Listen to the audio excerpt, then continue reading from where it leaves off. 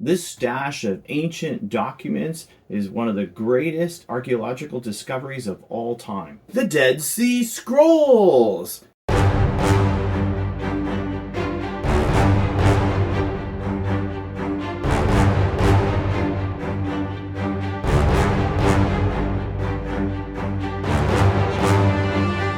Hi, I'm David Wright. And I'm James Wright. And this is Digging Up the Bible with the Wright Brothers.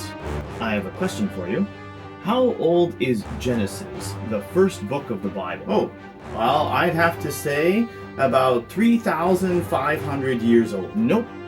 According to Wikipedia, most of the Old Testament, including Genesis, was written between the 6th and 3rd centuries BC. Well, that's crazy. Moses wrote Genesis. Everybody knows that. Yeah, but can you prove it? Sure, it's in the Bible. That Bible in your hands was printed in 1983. It's a copy of a copy of a copy 100 times over. Oh, I see what you mean. So what is the oldest copy of the Bible? This is the oldest copy of the Bible, or fragment of a copy, but there are thousands just like it. Originally discovered by Bedouin shepherds in 1948 in the desert near Qumran, this stash of ancient documents is one of the greatest archaeological discoveries of all time. The Dead Sea Scrolls! Is that what they look like? I thought they would be like scrolls, like scrolls. You mean like this one? Some, like the Isaiah scroll, are still largely intact, which is amazing considering their age. But most are in fragments, like this one, which dates to the 3rd century BC. Ah, I get it. Secular scholars say the Bible was written in the 3rd century because the oldest copy dates to the 3rd century. Exactly. Oddly enough, they don't do this with any other ancient manuscript. They don't? Nope. Scholars date the Iliad to 900 BC, even though the oldest copy dates to 400 BC. The oldest copy of Plato's Republic dates to 1200 AD, but nobody believes that it was written then. Most believe it was written, of course, before Plato's death in 347 BC. And yet, they think that Genesis was written 1,000 years after Moses died?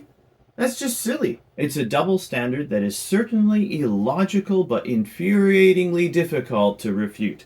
With the exception of the 10 Commandments, almost the entirety of the Bible was written on papyrus, which does not last centuries, never mind millennia. But then in 1979, an archaeologist named Gabriel Barkay in Jerusalem found this. What is it?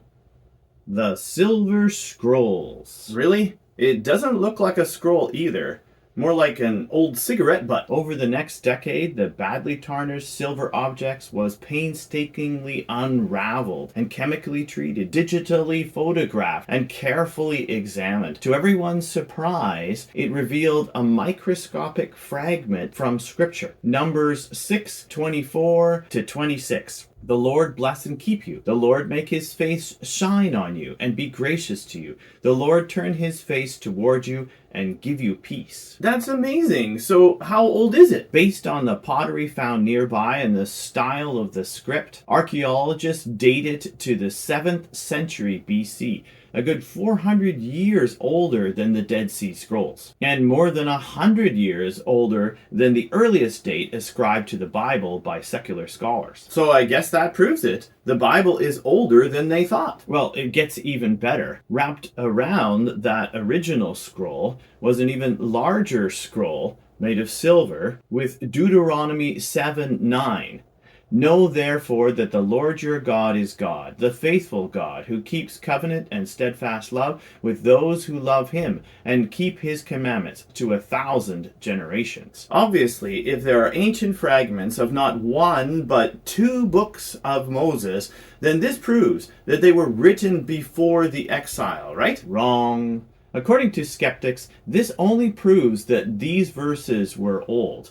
They could have been added to the Bible later on. That's ridiculous. Maybe so, but it is the current consensus of modern archaeologists, hence Wikipedia. Why? I don't get it. Why would modern archaeologists and scholars willfully misinterpret or even ignore the evidence? Romans 1:21 and 22.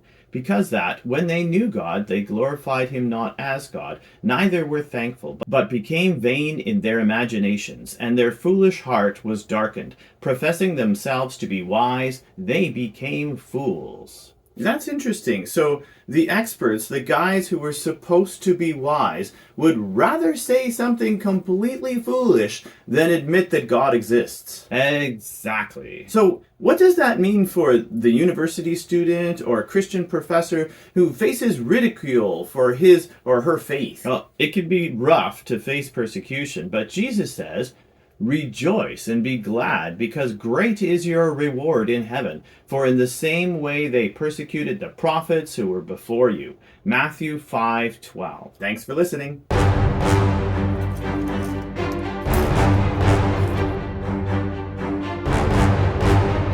Hi, I'm David. Hi, I'm James. And we really need your help to get the message out. Please subscribe to our channel and watch the next one.